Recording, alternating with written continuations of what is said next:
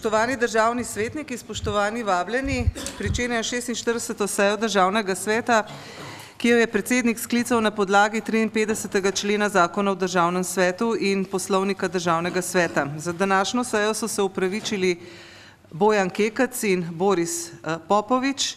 Na sejo so bili vabljeni dr. Vinko Gorenak, minister za notranje zadeve, magister Andrej Vizjak, minister za delo, družino in socialne zadeve, dr. Žiga Turk, minister za izobraževanje, znanost, kulturo in šport, Tomaž Gantar, minister za zdravje, profesor dr. Senko Pličanič, minister za pravosodje in javno upravo, magister Radovan Žerjav, minister za gospodarski razvoj in tehnologijo, Aleš Hojs, minister za obrambo, Zvonko Černač, minister za infrastrukturo in prostor, Karel Erjavec, minister za zunanje zadeve, Ljudmila Novak, ministrica za Slovence v zamejstvu in po svetu, dr. Gregor Virant, predsednik Državnega zbora, dr. Janez Šušteršič, minister za finance in Franc Bogovič, minister za kmetijstvo in okolje.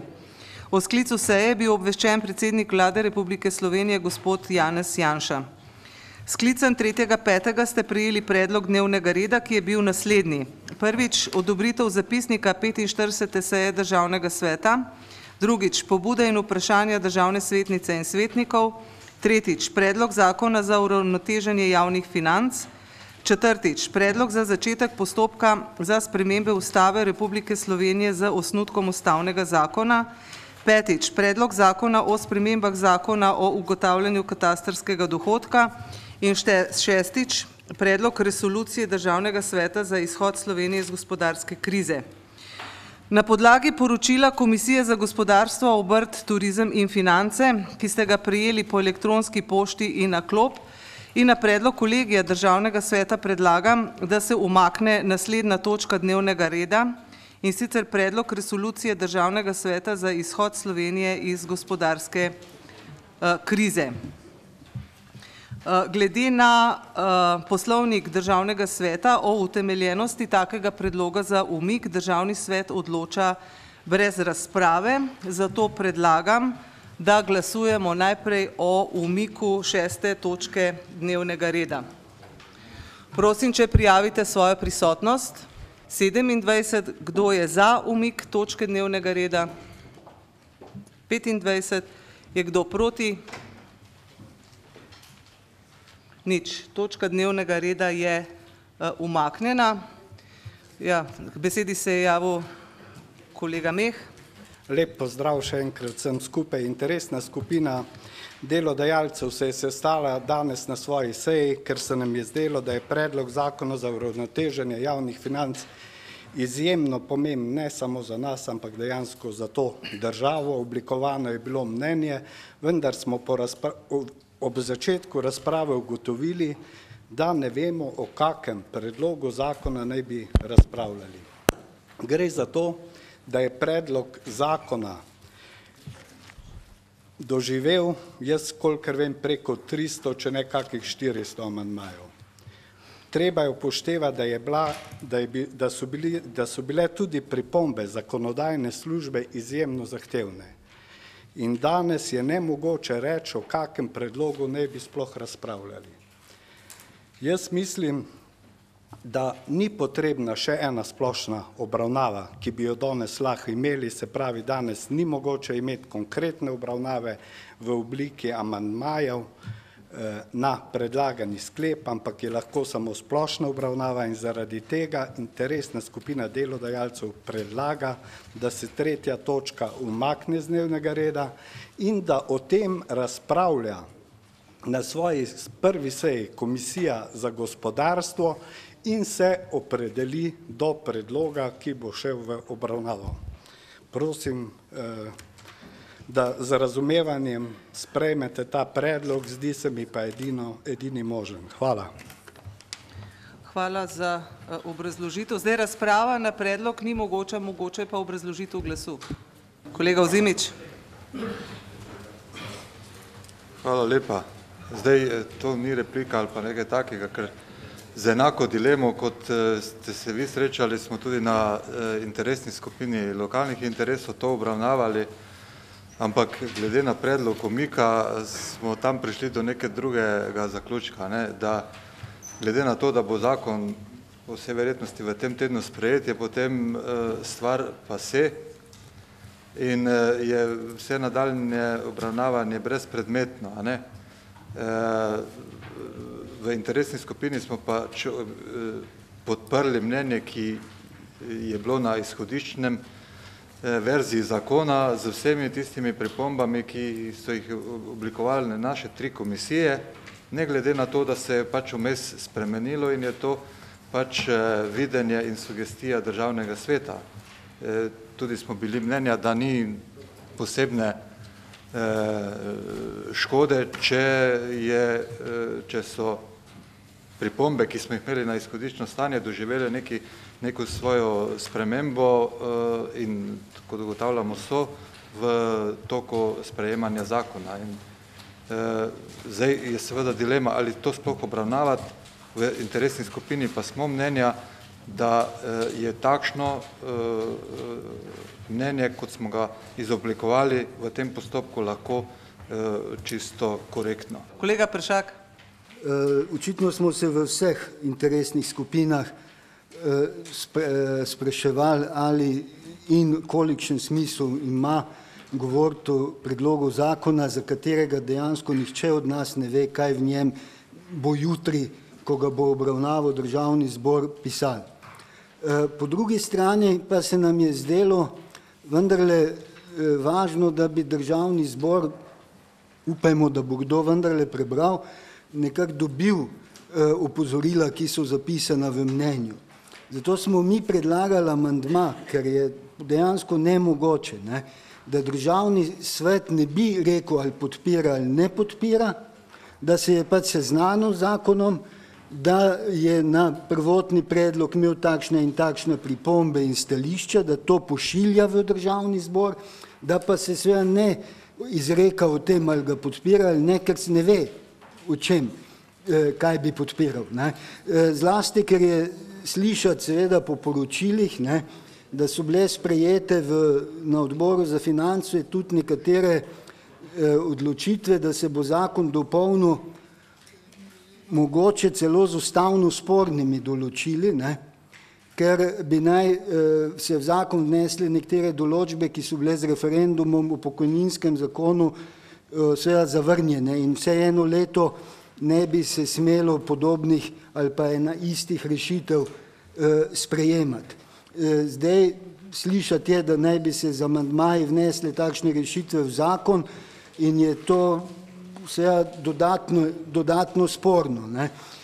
Tako da je naš predlog, in jaz bom v skladu s tem tudi glasoval, naš predlog, da bi pač obravnavali, zdaj koliko bomo debatirali o stvareh, za katere ne vemo, a še pišejo v predlogu zakona ali ne, je najbrž drugo vprašanje, ampak da vse to, kar piše v nadaljevanju osnovnega stališča, Državni zbor dobi, hkrati pa dobi opozorilo, da je na tak način, kot teče postopek v tem primeru, v bistvu nemogoče resno razpravljati in se opredeljevati, če ne veš, do česa se opredeljuješ. Glasoval ne bom za umik. Državni svetnik Žura. Bom zelo kratek, resnično samo obrazložitev glasu. Jaz bom podprl predlog, ki ga je dala interesna skupina delodajalcev, ker sem podobno predlagal že na interesni skupini lokalnih interesov, ker mi dejansko danes formalno lahko obravnavamo predlog, ki je bil vložen strani vlade. Danes po noči vemo, da je bil dopolnjen z enim mnoštvom amandmajev, na podlagi tega bo nastal dopolnjen predlog. Mi bi se verjetno lahko do tistega dopolnjenega predloga danes opredeljevali, popolnoma irelevantno je pa kakršnokoli opredeljevanje in debatiranje o zakonu, ki mislim, da je čisto spremenjen. Mogoče je kakšen člen ostal tak, kot je bil vložen, danes je pa verjetno čisto drugačen. Še posebej se mi zdi pa sporno, mogoče ravno to, kar je gospod Peršak povedal, da bomo pa zdaj na podlagi nekaj, kar smo v časopisu danes čitali, se pa mi ocenjevali okoli te pokojninske, ki bi za mene tudi bilo zelo sporno, če bi bilo vključeno. Ampak to čitamo izključno iz medijev, bi bilo pa že popolnoma neresno, da se opredeljujemo na podlagi tega. In je verjetno treba počakati dopolnjen predlog zakona in potem na tisti dopolnjen predlog podati naše mnenje in pripombe. Tako da bom podprl predlog delodajalcev. Hvala. Gospod Binder. Torej, spoštovani kolegi, moram povedati, da sem malo kdaj v taki zadregi kot to pot. Mi smo namreč ta predlog zakona obravnavali na komisiji, ki je bila 25.4. govorim komisiji za gospodarstvo, finance in tako naprej. In moram povedati, da verjetno to, kar se bo danes obravnavalo, prvič nimam pojma, o čem bomo razpravljali oziroma o čem bomo glasovali, drugič je pa verjetno pomembno ali pa so bistvene spremembe vizavi tistega, kar smo obravnavali pred ne vem koliko dnevi. Definitivno se je zgodilo to, da so mislim, da so danes do 4 razpravljali in sprejemali amandmaje in mi bi naj danes glasovali o tem, o čemer nimamo dobesedno pojma. Ne vem, če se je že kdaj zgodilo v tej sredini, odkar sem član državnega sveta, da bi moral biti prisotni in dvigovati ali pa biti za ali biti proti in odločati o nečem, o čemer nimam pojma. In ne gre za kozmetične spremembe, ki so se zgodile v zadnjih 2-3 dneh.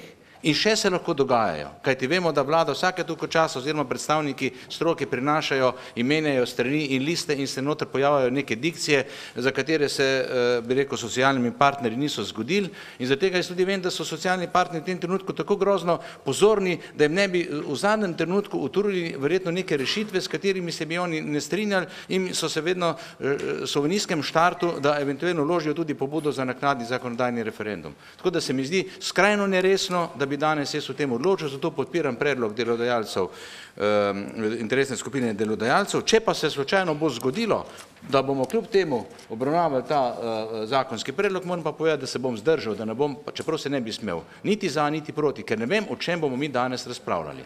Hvala lepa.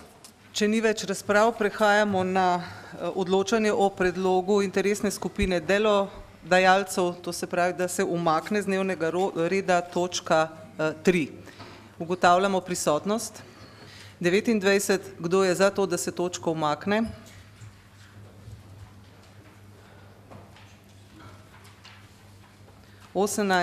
Kdo je proti? 6. Torej ugotavljam, da je točka 3 umaknjena z dnevnega reda današnje seje in predlagam v sprejem naslednji dnevni red.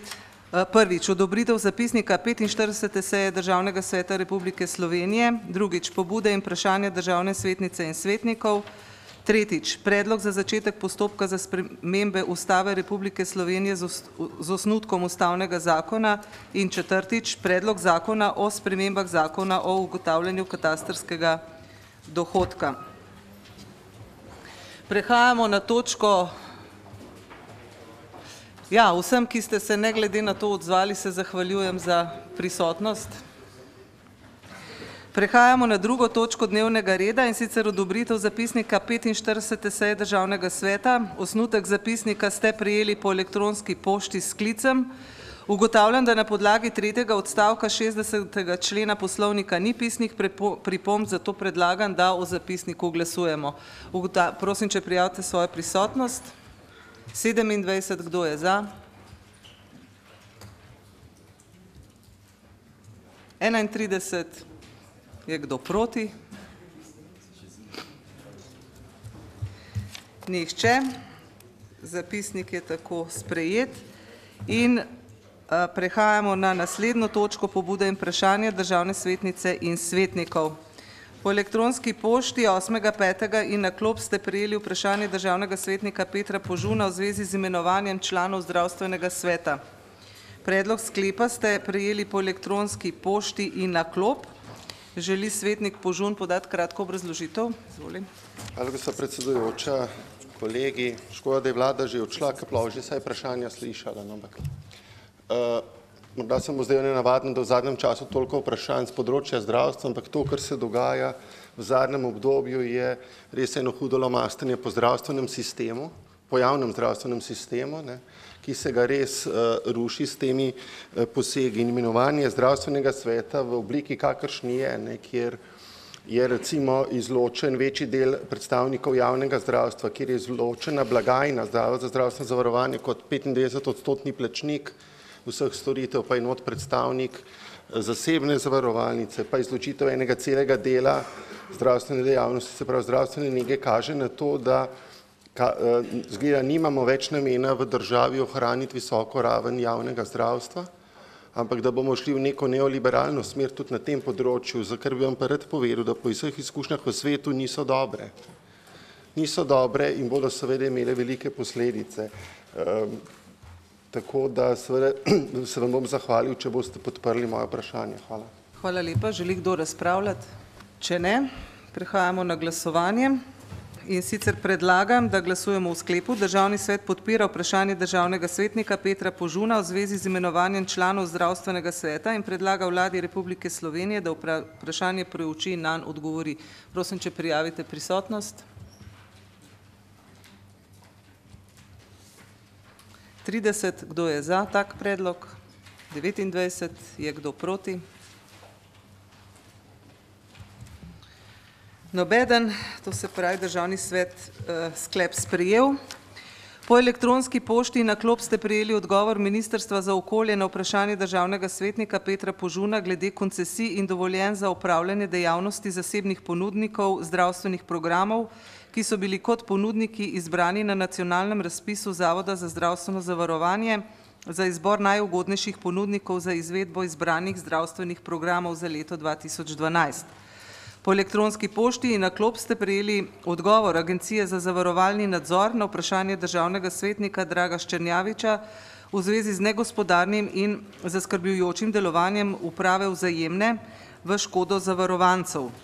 Po elektronski pošti in na klop ste prejeli odgovor Vzajemne zdravstvene zavarovalnice in Ministrstva za notranje zadeve na vprašanje državnega svetnika Draga Ščernjaviča, tole je pa isto, v zvezi z negospodarnim, še eno vprašanje bilo, sta bile dve vprašanje, z negospodarnim in zaskrbljujočim delovanjem uprave Vzajemne v škodo zavarovancev. Po elektronski pošti in na klop ste prejeli odgovor Ministrstva za infrastrukturo in prostor na vprašanje državnega svetnika Jožeta Koržeta v zvezi z ureditvijo priključka Dramlje na Štajerskem avtocestnem kraku. Po elektronski pošti in na klop ste prejeli odgovor Vlade Republike Slovenije na vprašanje državnega svetnika dr. Zoltan Jana glede nadzora cen storitev nemenjalnega gospodarstva. S tem zaključujem točko pobude in vprašanje državne svetnice in svetnikov in prehajamo na 4. točko dnevnega reda. Minister Virant je namreč zaprosil, če bi zaradi njegovih obveznosti njegovo točko lahko uvrstili nekje okrog 14. ure. Prosim.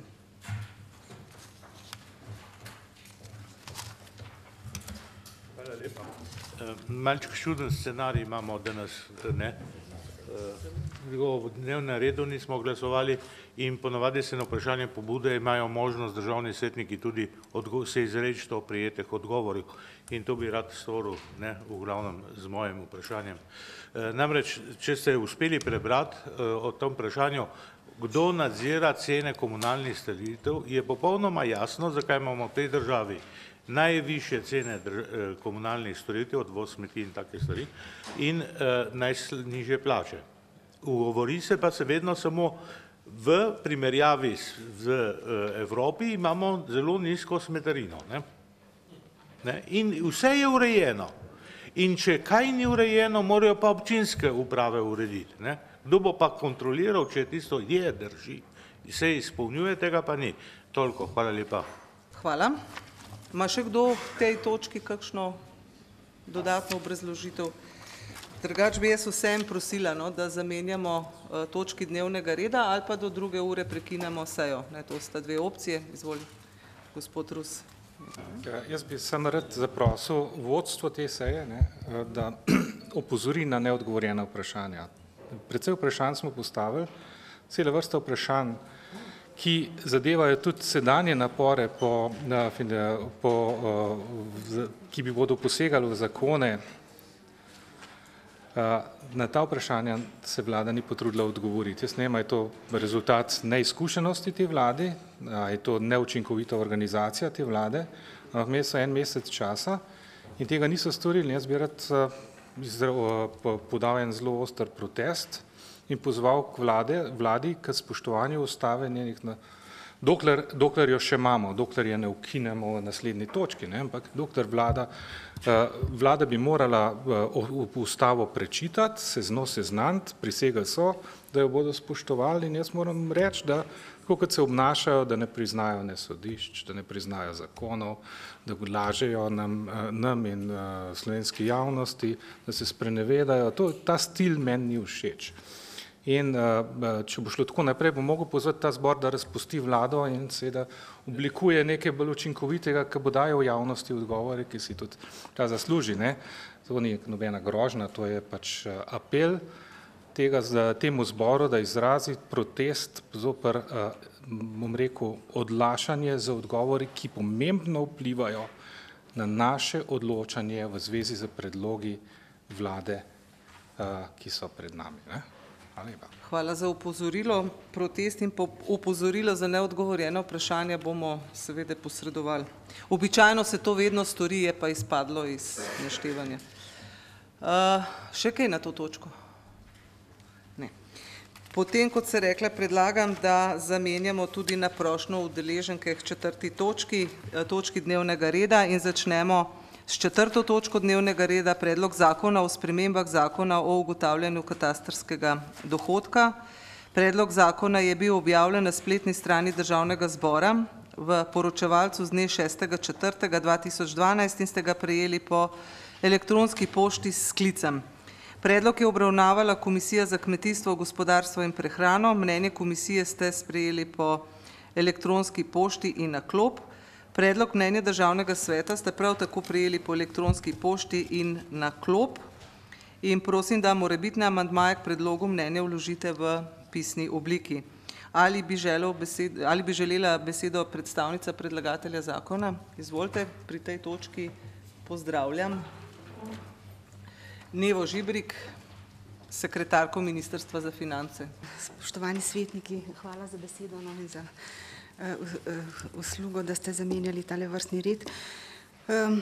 O zakonu o spremembah zakona o ugotavljanju katastrskega dohodka bom povedala res samo nekaj besed, ker gre, bi rekla, za neko spremembo bolj tehnične narave, zato se zakon predlaga v obravnavo po skrajšanem postopku.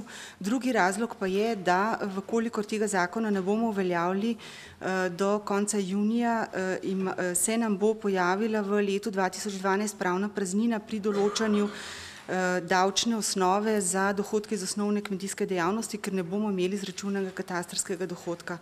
Kot veste, se je ta nov zakon o ugotavljanju katastrskega dohodka uveljavil v začetku leta 2011. Razlog za to je bil, da smo želeli posodobiti te izračune, predvsem pa jih vezati na nove podatke o kmetijskih zemljiščih, ki morajo biti pripravljeni na parcelo natančno.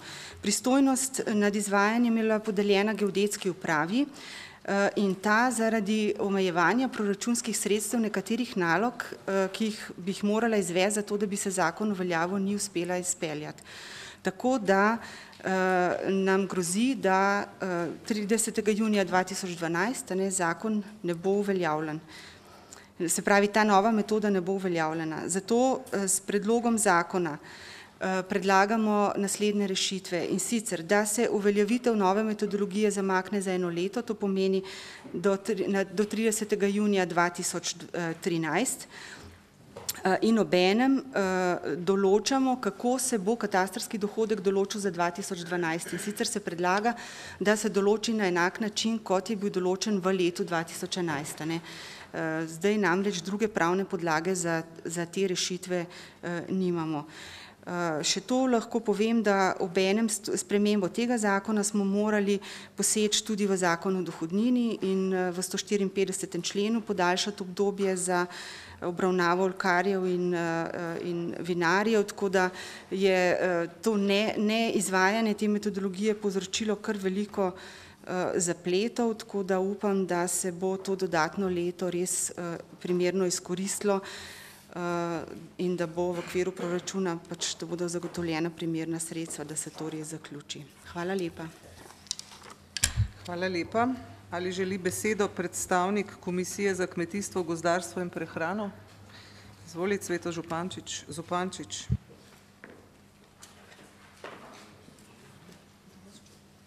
Hvala lepa za besedo, lep pozdrav tudi v mojem imenu. Komisija je predlog zakona podprla, se je na koncu je edina možna rešitev v tej situaciji, kakršna je nastala. Je bilo po razpravi zelo poudarjeno, da če se v tej državi sprejme zakon, na podlagi zakona je tudi že ovrednoteno, kakšne bodo tudi finančne posledice sprejetega zakona, da se to dejansko ta sredstva ni zagotovil, da se izpeljava tega zakona ni izvedla. Se pravi, bili smo kar kritični do tega, da če že zakonodajni del oblasti sprejme neki zakon, pač mora vlada nekako tudi zagotoviti sredstva, da se to tudi v nadaljevanju sprejme, drugače to nima nobenega smisla sprejemati zakone, katere potem vlada ni sposobna ali ni v stanju, da to izpelja.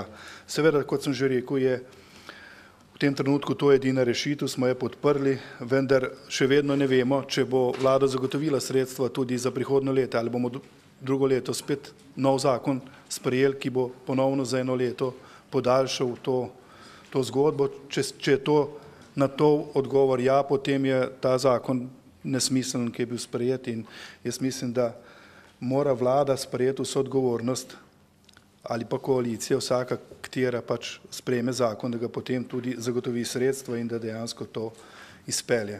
Tukaj z naše strani drugače pa to podpiramo, ker to je edino pač možno, kar je zdaj možno narediti, tako kot je že gospa Žibrikova povedala. Hvala lepa. Hvala za obrazložitev. Želi kdo razpravljati? Če ne, prehajamo na odločanje. Prosim, če prijavite svojo prisotnost. 29. Je kdo proti? Nihče, torej je bil predlog sprejet. Zdaj pa glede na to, da smo zelo učinkoviti, predlagam prekinite seje do 14. ure, potem pa nadaljujemo z zadnjo točko dnevnega reda.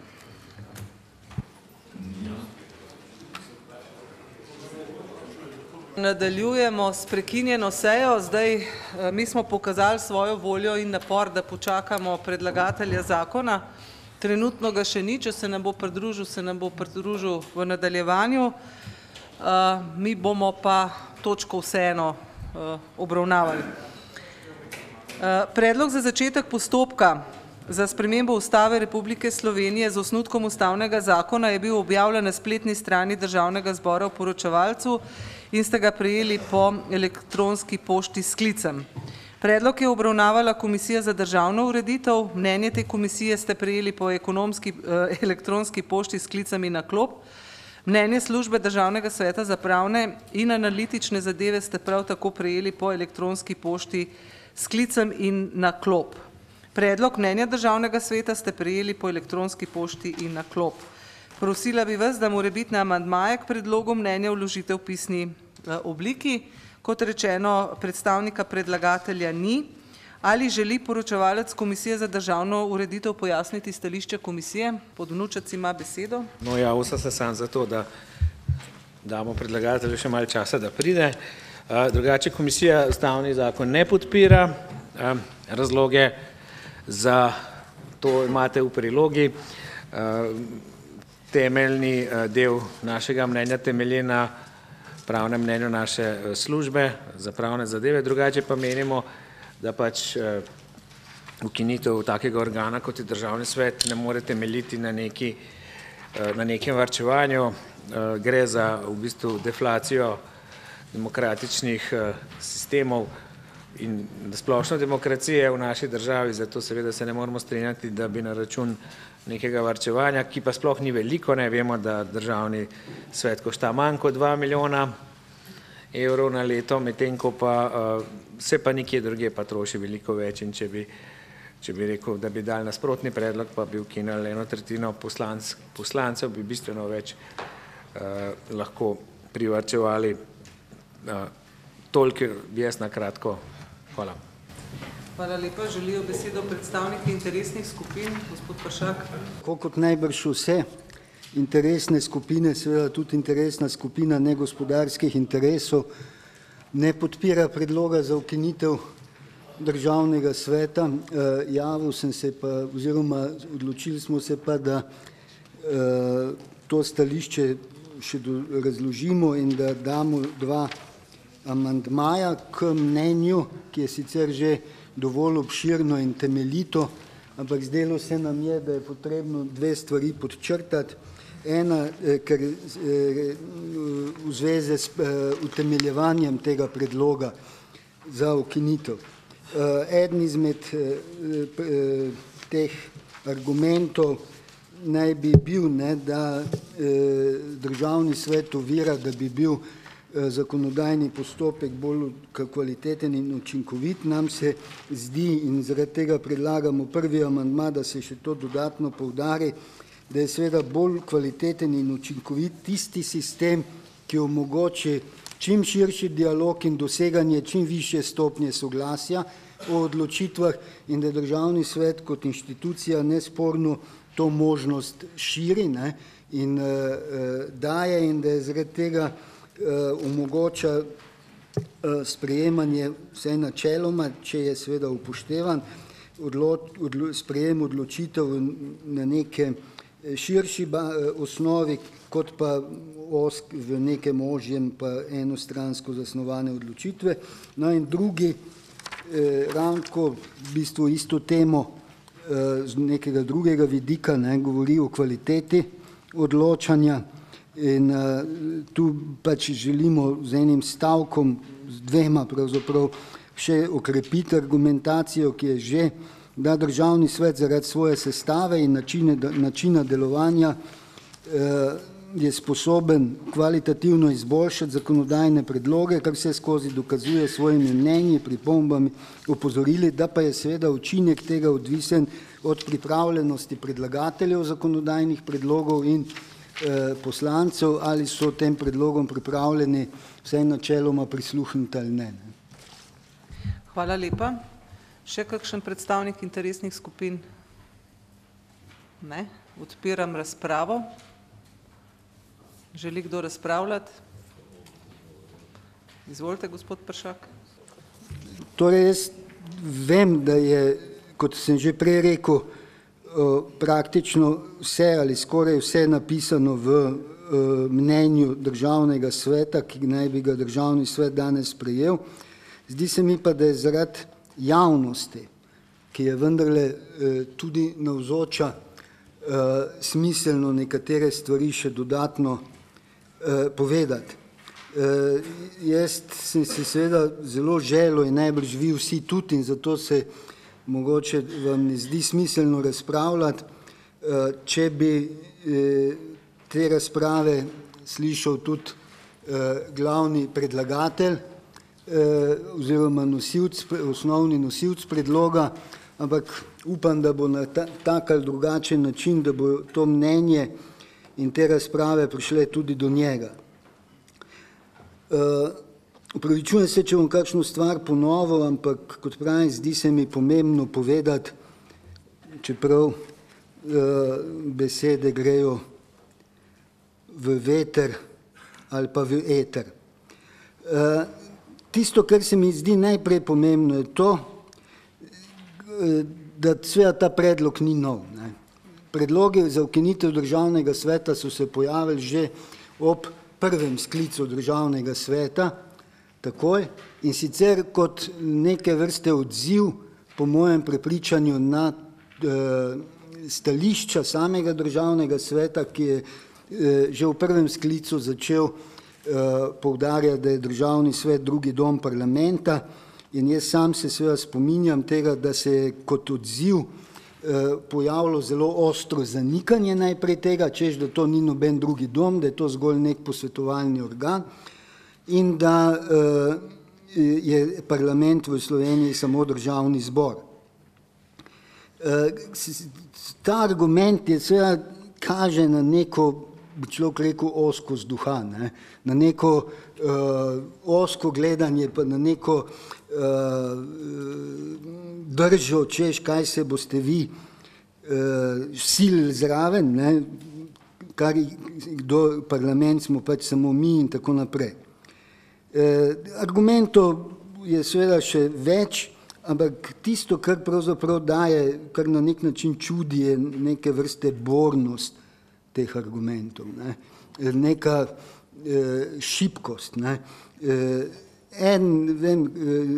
Najbrž se vsi spomnimo tega, ne, da je državni svet slepo črevo političnega sistema, kaj to pomeni, ne. Ve najbrž samo avtor te formulacije.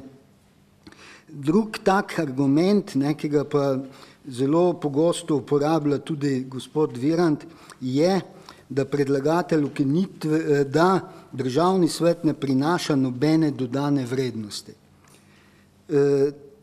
To je na prvi pogled argument, ki zelo tako zveni, ne?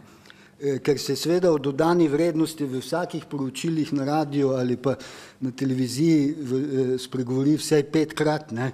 In zato je to na prvi pogled nekaj zelo močnega. Ne? Ampak zdaj, če dobro premislimo, kaj pravzaprav ta formulacija v tem primeru pomeni, ne?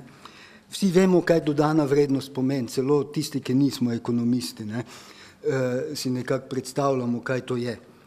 In če zdaj to vzjemljamo vse metaforično, ne, bi to pravzaprav pomenilo, ne, da obstoj državnega sveta ne prispeva k demokraciji niti za 300 000 evrov, ne, ker 300 000 evrov stane. Ne. Se pravi, vrednost tega, kar državni svet prispeval, bi morala biti več.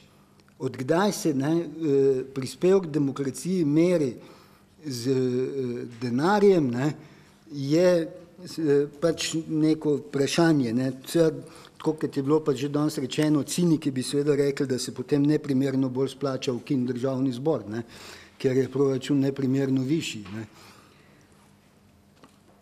Pravijo, da otežuje in podaljšuje zakonodajni postopek, kar ni res preprosto, ne, ker se vse v državnem svetu praviloma zgodi v tistem roku, ker državni zbor tako ali tako čaka na to, a bo vložena zahteva za referendum ali ne, ima zakon, vsak zakon tako ali tako imenovani vacatio legis. Ne. Potem eden od argumentov je, ne, da so v državnem svetu tudi delodajalci in delojemalci, ki so že v ekonomsko-socialnem svetu in da je to neke sorte podvajanje.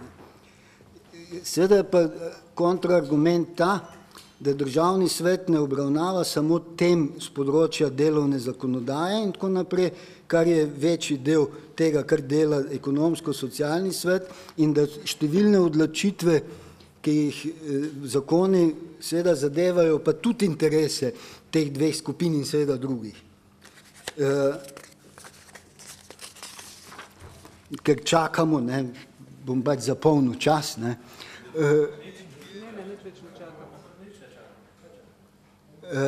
Potem kradem čas.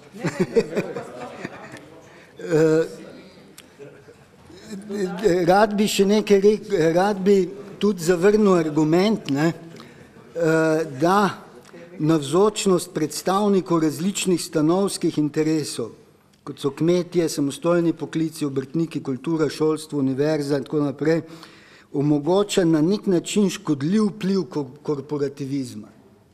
Češ, da je to neke sorte napaka v sistemu. Pri čemer se seveda navzočnost predstavnikov različnih korporacij, ne, že sama po sebi smatra za nekaj slabega. Ne. In to se skuša utemeljiti z neko zgodovinsko izkušnjo, češ, da je korporativizem kriv za fašizem in ne vem kaj vse. Ne. Ampak zdaj, če dobro premislimo, ne, ali je boljše, da so predstavniki korporacij legalno člani neke inštitucije, ki sodeluje legalno in transparentno v nekem postopku, ali je boljše, da korporacije delujejo skozi svoje izpostave v političnih strankah, netransparentno, kar več ali manj danes to je, kot vemo, ne, in da pravzaprav ta njihov interes, ne, ni evidenten in ni transparenten. Ne. Potem je v zvezi s tem tudi očitek, da je to omogočeno samo nekaterim korporacijam in tako naprej. Tisto, kar mene najbolj moti, bom malo pospešil, je to, da se v tem primeru kaže neka zelo tradicionalna slovenska značilnost. Ne.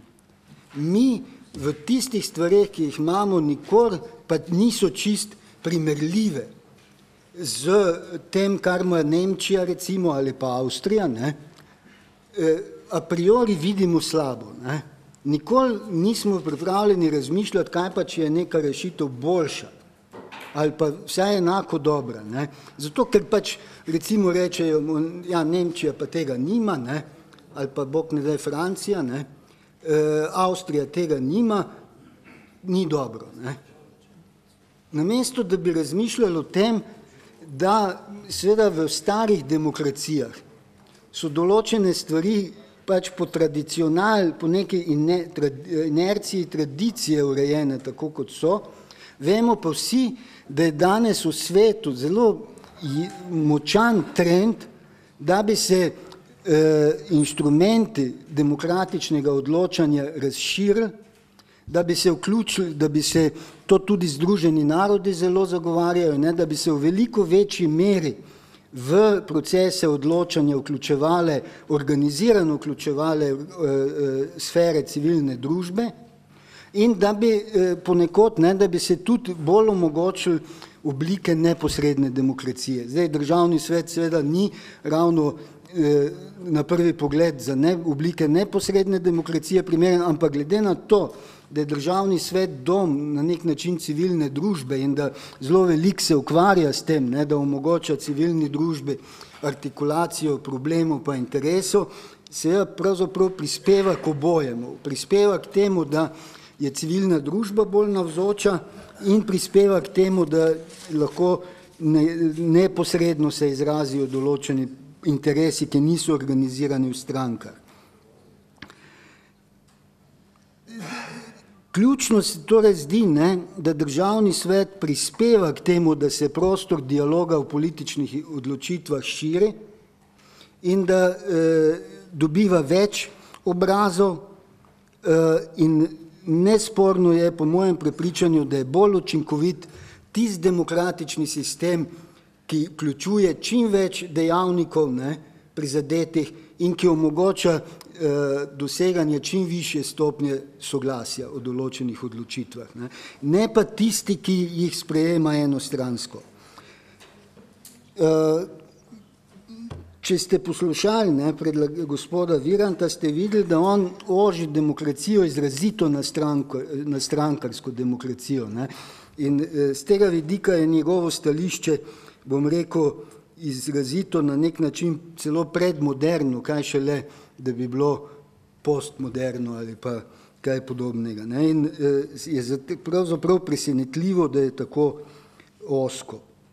Zaključil bi s tem, da je Državni svet zelo pomemben za obstoj, ohranjanje in razvoj demokracije v Sloveniji in še bolj postaja ravno zato, ker pač nam in svetu grozi pogubna sprega kapitala in strankarske politike oziroma strankarskih ideologij, ki postajajo vedno bolj podobne druga drugi, kar je tudi logično glede na to, da je za vsemi kapital. Za ohranitev demokracije je nujno vključevanje civilne družbe, lokalnih in korporativnih interesov v politično odločanje in to nikakor ne samo interesov nosilcev kapitala. Hvala. Hvala lepa. Doktor Jan. Ni zato, da bi se imeli radi in da bi to, pač pa je pa res, da tisto, kar bo povedal, sem že povedal večkrat, ampak tudi predlagatelj, če ste uspeli prebrati do konca predlog poročila, ne, ste prišli do tistega mesta, kjer strokovna služba ugotavlja, da je ta predlog prepisan iz tistega, ko je bil on minister, z vključno slovničnimi napakami, stvarnimi napakami. In zato bi si želel ponoviti opozorilo, to, kar je tudi kolega Peršak povedal, ne, da ti socialni interesi, ki so predstavljeni v Državnem svetu, so po eni strani dejansko odpirajo možnost za drugačen način odločanja. Na lokalne interese smo nekako pripravljeni pristajati, tudi Pozitivna Slovenija bi pristala to in razmišlja v tem svet, to smer. Tudi cela vrsta drugih ljudi tukaj še nekako seže, ne. Pozabljamo pa, kako so ta drugi dom oziroma prvi dom je v bistvu ne, to nastal. To je ostanek srednjeveške ureditve, ne, in ko so si plemiči zagotovili svojo oblast. Tudi na Kranjskem so delovali stanovi, v kateri so imeli tak položaj eni, drugi in tretji. Plemstva seveda je še plemstvo, ampak daleč od tega, da bi imelo, in zato so ti drugi domovi povsod več ali manj v krizi. Razen tam, kjer so sledili trendu družbenega razvoja. In to recimo na Islandiji in Bavarski tudi, deželni svet. Tam so imeli in imajo podobno ureditev, socialni interesi. Je pa takratni pisci iz prve slovenske ustave so imeli še eno pametno stvar, morda se spominjamo, kako je bilo, ko so ukinili samoupravne interesne skupnosti. In ti socialni interesi so sedaj prenešeni sem.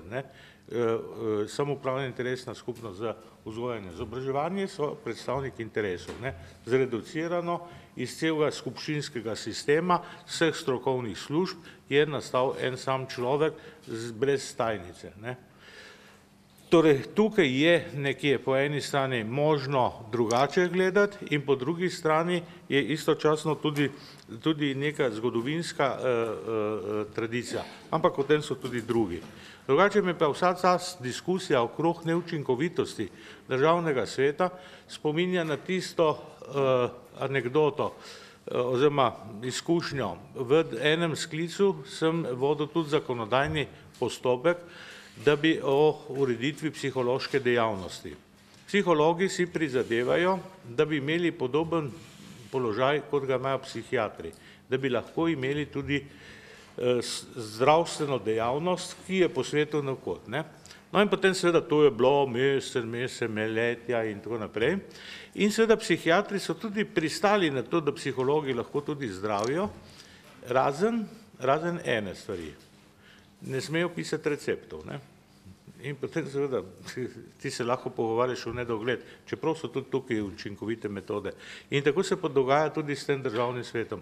V državnem zboru je cela vrsta in množica določil ob isti ustavi, ob istem zakonu o državnem svetu, ki jemlje in onemogoča delo državnega sveta.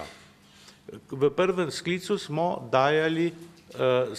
sodelovali pri razpravah in ko je bil veto izglasovan, je bila razprava o tem zakonu. Sicer ni in so se pokazali takšni ali drugačni argumenti.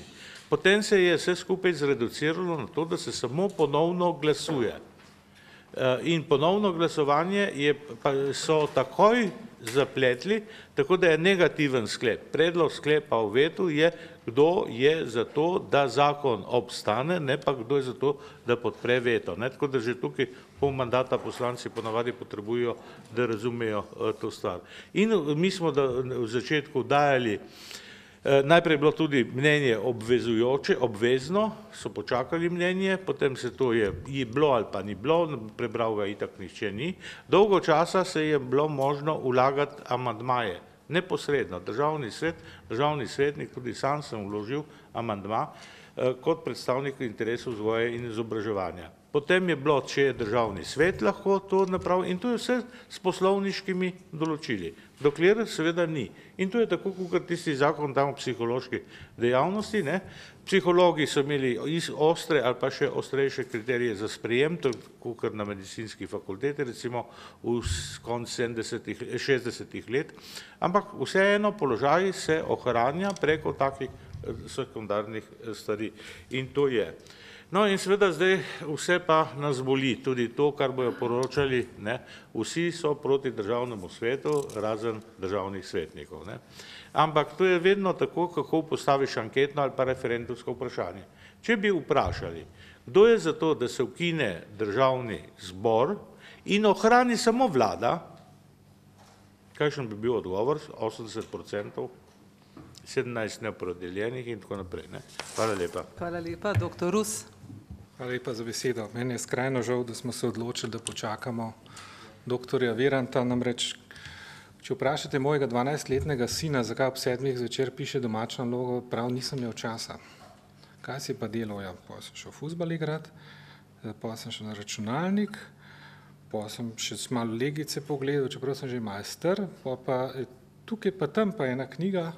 Veš, jaz imam veliko dela. In jaz mu vedno rečem, to je stvar prioritetna. Pa jaz računam, da se ga bo to prijel. Tako da mi imamo ustavno ureditev. In jaz jo resno jemljem, dokler je taka in jo bom resno jemal, ko bo spremenjena. In mi imamo državni svet. In pa je to stvar prioritet. Jaz se bojim, da je to le znak, pa bom rekel eno neprijazno besedo do doktorja Viranta, ena malomaren odnos do ustavne ureditve. So stvari, kot je družinska kriza, osebna kriza, ki te upraviči od obveznosti, ki ti jih nalaga tvoja funkcija.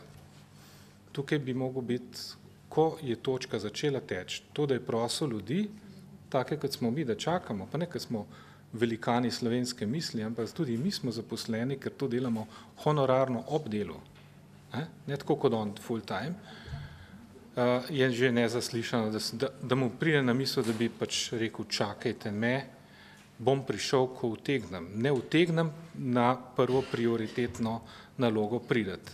Mi nismo dali točke v razpravo ukinitev državnega sveta.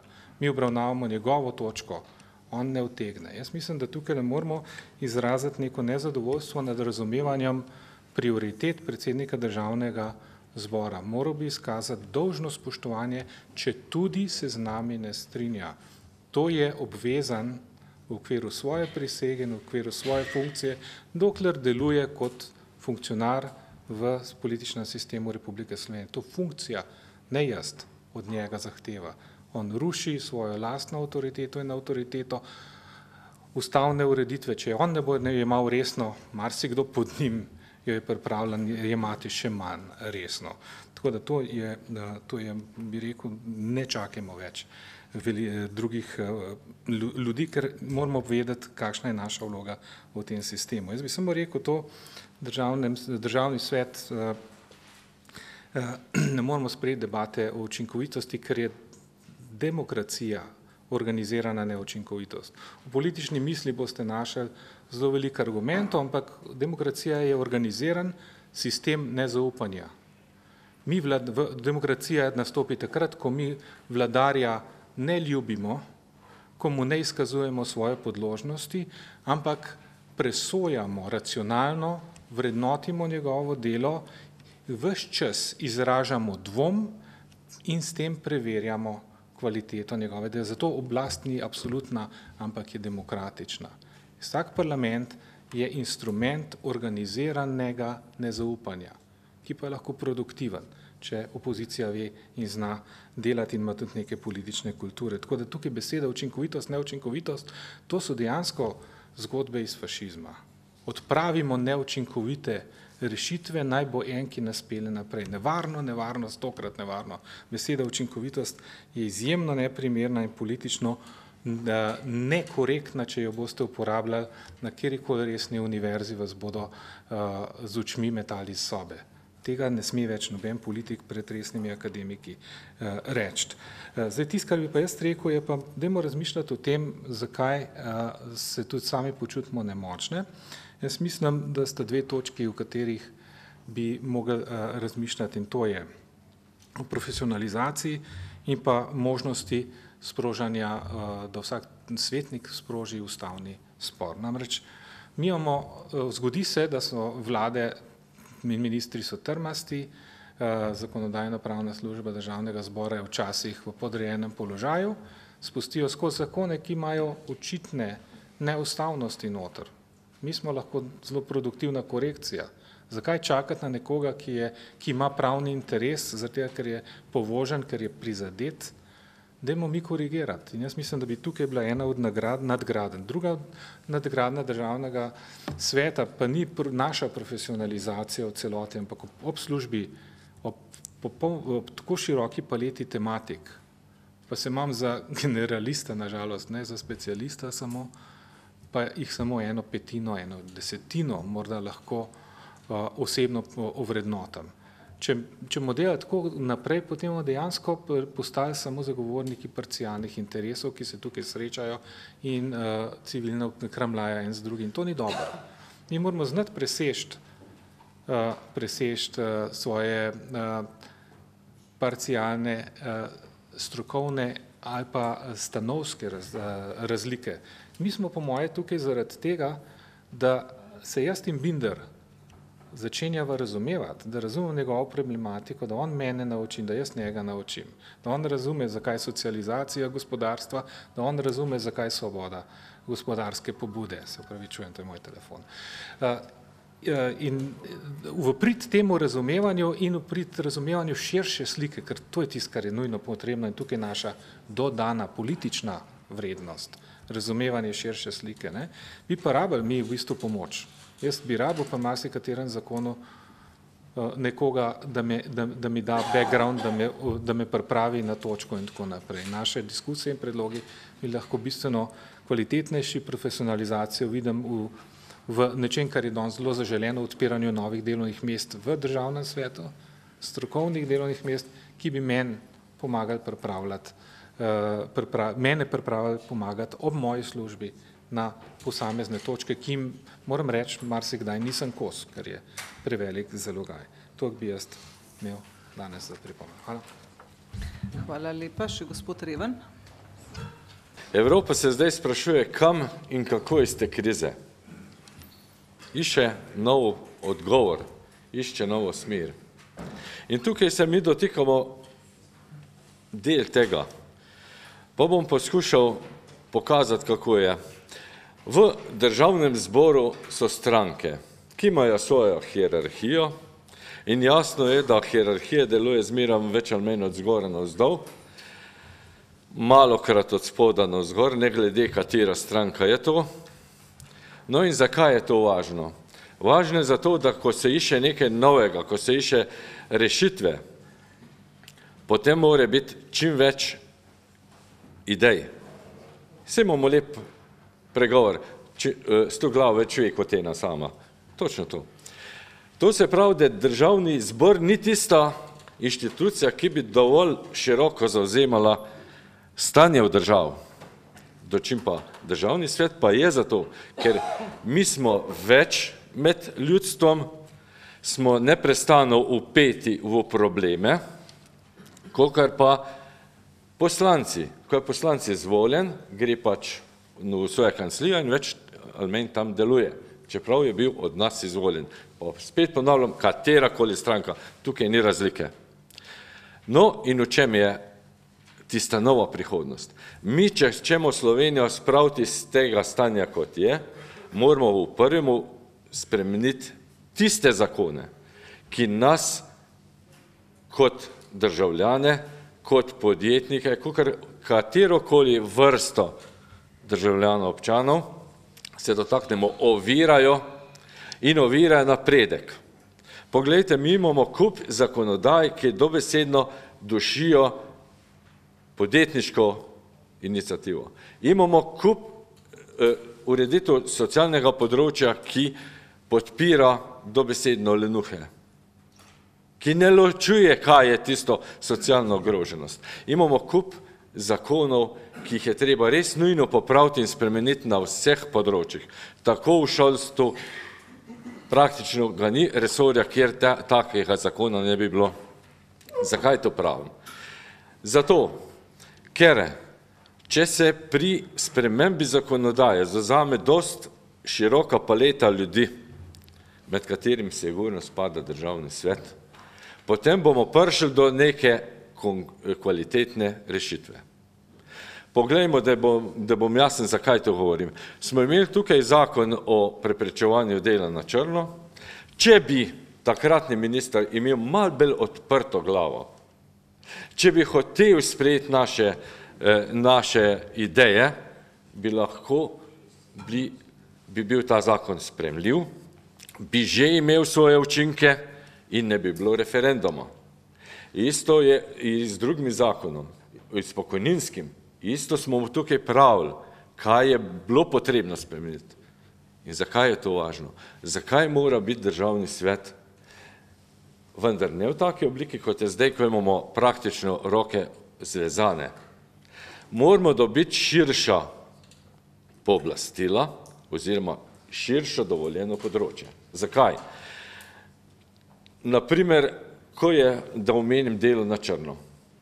Pametna vlada ali kjerkoli, in če bi bilo tak sistem dovoljen, bi prišla pred državni svet, ker izviramo iz različnih vrst področji, pa rekli, mi moramo na tem področju kaj narediti. Vprašamo vas, kaj bi vi predlagali. In ko bi iz dovolj širšega področja to dobili ideje, bi potem spravili skupaj. Vidite, to je že prvo področje, s katerim bi mogel biti državni svet imeti nekako bi lahko posvetovalno funkcijo. Vendar naprej, pravilno je, da obdržimo drugo branje in pa veto, vendar samo spet na člene, na določene člene. Ni dobro, da se ovrže cel zakon zaradi enega slabega člena. Vendar zopet tukaj naletimo na to, tudi če imamo drugo branje, pa če naših idej nekdo ne upošteva, potem tega ni nič. Vendar državni svet bi mogel biti še bolj strokovni organ. Vendar ne tistih strokovnjakov, pa se oproščam, ki imajo od spreda določen naziv, pa se vsak teden jih vidi na televiziji, pa vsak teden ali pa vsak mesec povejo nekaj novega, pa še nasproti tistega, ampak tistih strokovnjakov, ki določeno področje obvladajo. Zakaj to pravim? Bom povedal konkretno. Kolega Kovšca je tukaj velikokrat povedal iz področja, področja podjetništva, obrti in tako naprej, tistih stvari, ki jih jaz sem določeno vedel samo v določeni obliki, določeni kvalitet in v določenem obsegu. On je dopolnil. In taka funkcija, jaz vidim državnega sveta, in imamo še druge kolege, lahko rečemo, jaz osebno lahko rečem, da sem se od marsikaterega od vas marsikaj naučil. In tudi sprejel tisto mišljenje, ki ga je nekdo tukaj predlagal, če je bilo mišljenje utemeljeno. In ravno tole je tisto, državni svet bi se ima osnova v politiku, vsak od nas ima neko politično osnovo, to je res. Vendar bi morala njegova funkcija biti predvsem strokovna. In tista, ki bi na koncu po drugačnem ključu, ko je veto izglasovan, ne preglasovanje. Zato, ker točno vemo. Namreč jaz, kadar sem imel, čas sem šel gor na balkon in sem opazoval, kako se glasuje o amandmajih. To je tako fajn kot loto. Če je rekla opozicija, oziroma če je bilo najavljeno ta amandma je od opozicije, sem točno vedel, koliko glasov bo za, koliko proti in obratno. Se ni v državnem zboru, nažalost, se ne glasuje o vsebini. In to je največja pomanjkljivost. Zakaj? Poglejmo mi zdajšnji čas. To, kar se zdaj dogaja kar delajo sindikati, je zame zgubljen čas, kajti mi bi morali, vlada bi morala se vzeti čas, ne za pogovarjanje sindikati toliko, ampak za spremembo tistih zakonov, ko sem jih zdaj govoril. Mi moramo ustvariti napredek in napredek brez spremembe zakonodaje, tiste, ki nas duši, ne bo. Zastonj govorimo. Zastonj govorijo razni politiki, vlada bi morala odpirati delovna mesta, kje pa? Ne more, odpirati se lahko delovno mesto, tisto, ko imaš izdelek v rok, ko veš, kako ga boš naredil in kam ga boš plasiral in s katerimi sredstvi boš to naredil. To je pa tisto, kar je sedaj izredno problematično, ker če pogledamo, da nas zakon z področja prostora in varstva okolja po eni strani ovira, da nas ovirajo predpisi, da nas ovirajo službe, razni inšpektori, ki so neživljenjski in tako naprej, kar njihovo delo ne prinaša nič k dodani vrednosti in konkurenci, naši konkurenci. In prav tukaj vidim vlogo državnega sveta, prav v tej smeri, da jasno pove, mi takih zakonov ne rabimo, ta in ta zakon je treba spremeniti, ta in ta predpis oziroma pravilnik je treba spremeniti. In to je tisto. Jaz vem, da sam v naslednjem mandatu nimam šanse, da bi bil izvoljen v državni svet, vendar se vseeno zavzemam za to, da bi državni svet obstal. Tudi sam imam konkretno izdelan sistem, kako naj bi to izgledalo. Nažalost pa moram še nekaj ugotoviti. Kar sem, tako bom končal, hvala za opozorilo, nekaj pa je, kar sem gledal izvajanje našega predsednika. Mislim, da bi bilo mnogo bolje, če bi on povedal še to, mi delamo v okviru naše zakonodaje, vendar vemo, kaj je tisto, kaj bi nas naredilo bolj učinkovite. Vemo, samo kritika je v takem primeru zelo dobro spodbija kritiko.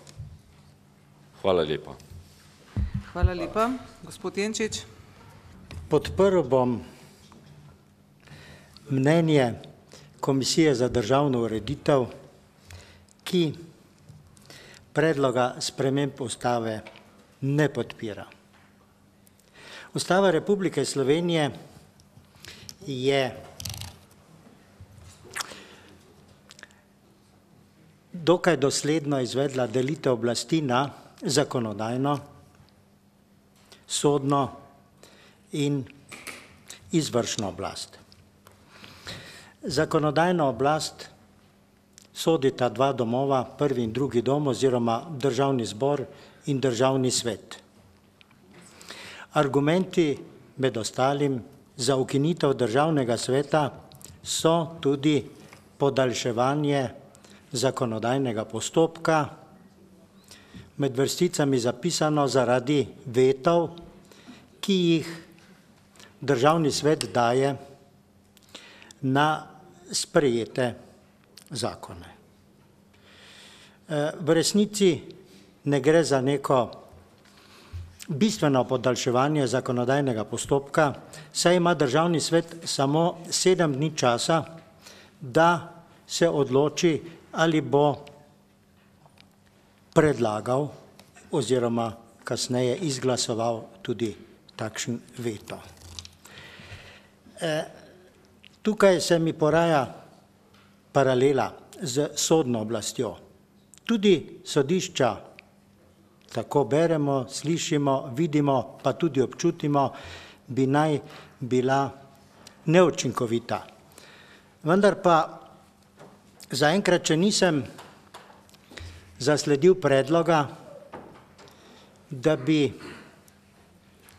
z zakonom omejili možnost vložitve pravnih sredstev, se pravi, zoper prvostopno sodbo ni več nobene pritožbe, ni rednih, ni izrednih pravnih sredstev, kar bi nedvomno, prepričan sem, tudi po stroki vam lahko to zagotovim, ožji, po poklicu, ki ga opravljam, bi bil sodni postopek bistveno hitrejši, če bi se vselej končalo zadeva pravdna, nepravdna, izvršilna ali kazenska na prvi stopnji. Pa takšnega predloga do danes še nismo dobili, ampak glede na stanje v državi kmalu pričakujem, da se bo kaj podobnega tudi zgodilo.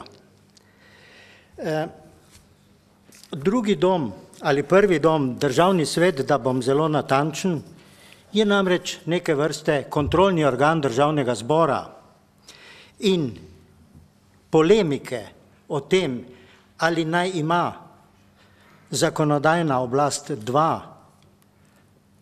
enega ali več domov, so zelo stare. Tole, kar si dovolim citirati, ni bilo napisano včeraj, ni iz dnevnega časopisja, verjetno boste tudi po načinu pisanja lahko ugotovili, da gre za publikacijo iz leta 1927. Citiram, veliko se je razpravljalo o vprašanju, kaj je boljše, parlament z enim domom ali z dvema. Zoper dvodomni sistem se pod vplivom Rousseaujevih idej o nedeljivi narodovi suverenosti ugovarjalo, da se v primeru spora med dvema domoma suverenost cepi. Dalje, da ne gre, da bi se preprečevala volja ljudske zbornice, ki zastopa ves narod. Toda na drugi strani se navaja prav ta razlog za koristnost dvodomnega sistema. Gornji dom naj zavlačuje prenagljene in nezadostno premišljene reforme, ki utegnejo biti tem bolj nevarne, čim splošnejša je volilna pravica za spodnji dom. Zlasti pri parlamentarnem režimu preti nevarnost, da postane parlament vsemogočen in da ogroža samostojnost uprave in pravosodstva. Ne bom citiral dalje, ker mislim, da ni potrebno. Taka nevarnost, jaz jo vsak dan bolj in bolj čutim, obstaja, zato je to tudi eden od razlogov, da Državni svet kot drugi dom ostane, da se ga ne ukinja in vidim možnost učinkovitejšega delovanja Državnega sveta samo v spremembi Poslovnika Državnega zbora, ki načrtno onemogoča ali ovira delo Državnega sveta s svojimi predpisi, za katere ugotavljam, da so pravzaprav več kot ustava. Hvala lepa. Gospod Kovšca, naj vmes povem, da doktor Viranta ne čakamo več, ne, tako da, no, javil je zaradi korektnosti, samo sekundo, javil je, da lahko pride 15:03, ampak to je javil že pred 3/4 ure, pa smo povedali, da ni treba. Spoštovana kolegica in kolegi, hvala za besedo. Jaz bom po obrtniško kratek in jasen. Meni je zelo žal, če se bo aktualna politika odločila tako, kot se bo, in ukinila to inštitucijo civilne družbe, kjer se je včasih lahko slišalo tudi naš glas, se pravi malega gospodarstva. Če bi katerakoli politika do zdaj v času našega delovanja tukaj imela vsaj malo posluha za stvari, na katere smo tu naprej opozarjali, potem se bi zelo malo negativnih stvari dogajalo, tako kot se je, in ta država bila mogoče v malo boljši kondiciji, kot zdaj je. Pa naj samo omenim ureditev plačilne nediscipline, funkcioniranje pravne države, pa še kaj drugega. Ampak to je bil glas vpijočega v puščavi. Jaz o tem ne bom prav veliko govoril, ampak vzel si bom pravico, da opozorim tu in v tem trenutku na to, kar se bo dogajalo v bodoče. Ko se vzame možnost artikulacije interesov in ko se vzame možnost razkrivanja na nekem forumu nekih latentnih tenzij, potem lonec začne vred, pritisk začne naraščati in temperatura raste. Kdorkoli si to dovoli, da v času krize in v času krize vrednot jemlje možnost javnosti, da pove na institucionalni način to, kar lahko pove, odpira možnost najširšemu in največjemu govorniškemu modru, to je ulici. In na ulici se konča potem to, kar se tu ni moglo ne začeti, ne obdelovati. In samo še to, ko bom vzel časa, da vam povem, kolikor se jaz razumem na anatomijo in črevesje, veste, da ta del, Državni svet, se drži tistega dela, ki je Državni zbor, in če to anatomsko pogledamo, Državni svet postane slepo črevo samo v tistem trenutku in edino tedaj, kadar je Državni zbor debelo črevo in ve se, kaj od tam pride. Hvala lepa. Gospod Šuštaršič. Ja, hvala lepa za besedo. Jaz bi rad opozoril na to, da med temeljnimi atributi civilizacije, ki jo opredeljuje Evropska unija in seveda mi k njej polnopravno pripadamo, je razvoj in uveljavljanje participativne demokracije. Jaz osebno menim na koncu tretjega mandata, kjer sem aktivno ves čas deloval in se mi zdi smiselno delovati v Državnem svetu, da je to primer dobre prakse v evropski parlamentarni demokraciji. In torej, če mi danes ukinjamo Državni svet, to pomeni, da se odpovedujemo implementaciji enih od temeljnih atributov civilizacije v Evropski uniji. Krčimo to, nesporno. Na koncu bi rad še enkrat poudaril, čeprav je to že bilo rečeno, a ne, jaz se strinjam s to razpravo, da v učinkovitosti je zelo delikatno razpravljati, ampak da Državni svet ni bolj učinkovit oziroma bolj uspešen, je razlog izključno v hotenem političnem ravnanju v Državnem zboru, kjer so določbe poslovnika tako narejene, da tudi slučajno ne more nobena iniciativa državnega sveta uspeti, tudi če bi imela določeno politično podporo. Je proceduralno tako postavljena, da mora zginiti nekje v neki megli. Na koncu bi pa še to povedal. Pred par dnevi seveda sem bral tule v delu Seznam, to je najnovejše, bi rekel, stran poti slovenske civilizacije, kaj je vse tveganje za korupcijo v Sloveniji. In seveda pri državnem svetu piše kriteriji za imuniteto in zloraba uporabe veta. Zdaj jaz sodim, da kdor se kaj spozna ali pa kaj zanima za razvoj politične kulture, da gre tu za izjemno perverzno potezo Komisije za preprečevanje korupcije ali z mojega vidika upravičeno alias Klemenčičeve komisije za prosti lov na invalide. Hvala lepa. Hvala. Še enega razpravljalca imamo prijavljenega, gospod Otoničar. Hvala za besedo. Moram izraziti ogorčenje nad delovanjem predlagatelja in pa ne smemo pozabiti, on je podpredsednik državnega zbora, druga funkcija v Sloveniji. In tako ponižujočega odnosa, ki ima on do državnega sveta, si v Evropski uniji, v tej demokraciji nihče ne more predstavljati. Jaz se ga ne. In on naj si ta predsednik to zamisli.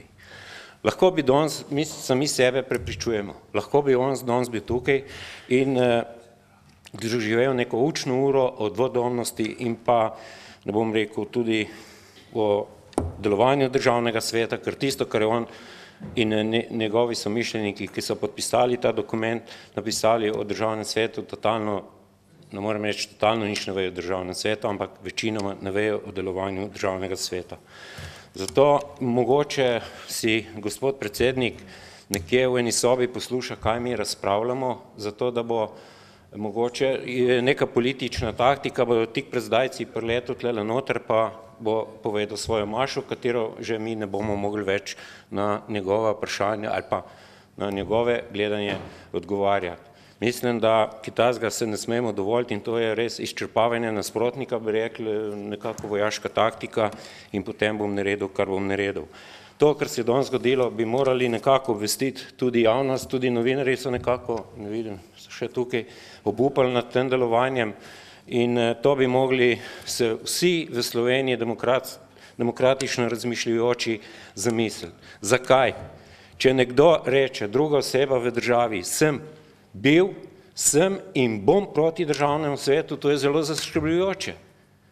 To je zelo, zelo zaskrbljujoče. Kaj, če pride do neke druge situacije in da bo isto naredil in se bo treba pogajati in bo rekel tako ali pa nič drugače. In danes bi najbrž kakšen argument zvedel in bi on mogoče tudi svoje mišljenje spremenil. Ampak da se nekdo tako v tej državi s tako visoko funkcijo obnaša, tega jaz ne razumem več. In to se ni zgodilo prvič. Povabljen je bil na komisijo, že enkrat je prej bil povabljen je bil danes in ga ni tukaj. Predvsej vprašanj in proti argumentu imamo tistega, kar je on povedal v javnosti in kar je tudi zapisal v teh dokumentih. In nekako tudi drugim strankam, katerem bojo odločile o ukinitvi državnega sveta, naj bi odločile o tem predlogu za ukinitev državnega sveta, naj se zamislijo, kaj se je dogajalo zadnje dni in kaj se dogaja danes tukaj, ni enega predstavnika teh predlagateljev, da bi se soočil z našimi argumenti. Če se pogovarjate z nekaterimi podpisniki, sploh ne vejo, kaj so podpisali. Nažalost, niti ne vejo o delovanju državnega sveta, ker polovico teh, ki so podpisali, so novi, ker so jih nekatere tako potegnili v politiko. In jaz bi samo to predlagal, če je še možno, da ta naše mnenje sprejmemo, ga danes pošljemo, ker danes se to odloča v Ustavni komisiji. Da to naše mnenje tudi se priloži k odločanju v Ustavni komisiji. In jaz bi prosil, da mogoče čim prej to zaključimo in sprejmemo to mnenje in pošljemo potem kot gradivo v Ustavni komisiji. Hvala. Ja, čisto kratko, glede na tukaj nimamo nobenih ušes, predlagam, da se ta magnetogram pošlje s povratnico Virantu, vsem poslancem in vsem medijem. To naj bo naš odgovor na molk gospoda Viranta. Hvala. Zaključujem razpravo in prehajamo na odločanje. Najprej odločamo o dveh amandmajih interesne skupine negospodarskih dejavnosti, ki ste jih prejeli na klop in so bile že v začetku razprave obrazložena. Ali lahko glasujemo o obeh amandmajih skupaj? Kdo rekel ne? Sprašujem, lahko dam to na glasovanje, pa odločamo o tem. Če je pa nasprotovanje, pa lahko seveda vsakem posebej. Prehajamo na ugotavljanje prisotnosti. Prosim, če prijavite svojo prisotnost.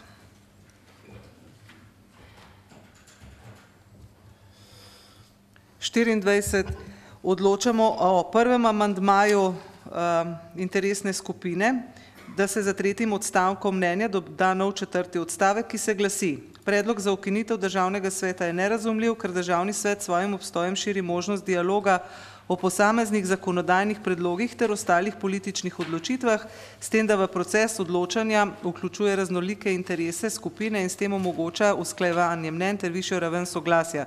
Pri tem je potrebno poudariti, da je zagotovo bolj kvaliteten in učinkovit tisti sistem, ki temelji na doseganju soglasij kot tisti, v katerem se sprejemajo zgolj enostransko zasnovane odločitve. Če ste za takšen amandma, prosim to potrdite s pritiskom na gumb.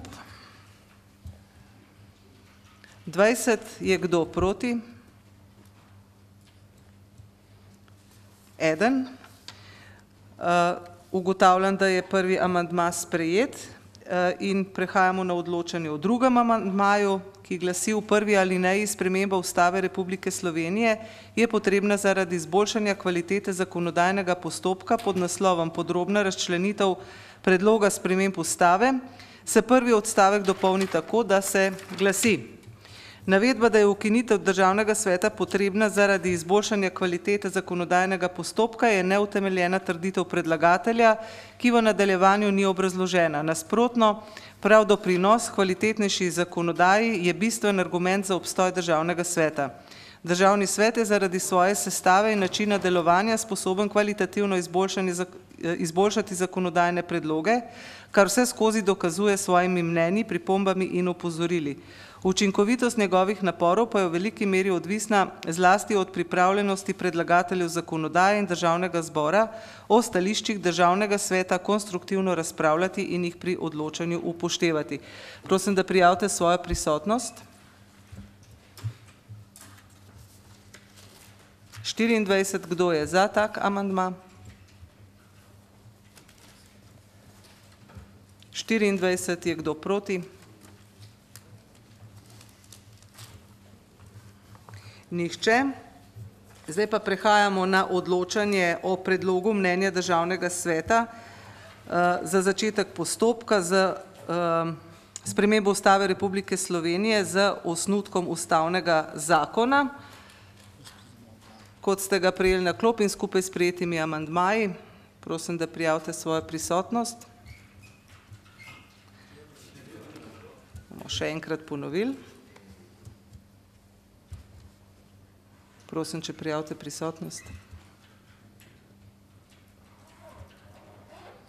24. Kdo je za tak predlog? 23. Je kdo proti? Ni glasovala. Nihče. Nihče. Ugotavljam, da je bil predlog mnenja sprejet. In zaključujem sejo Državnega sveta ob 15. in 11. uri. Naslednja seja bo predvidoma 6. junija.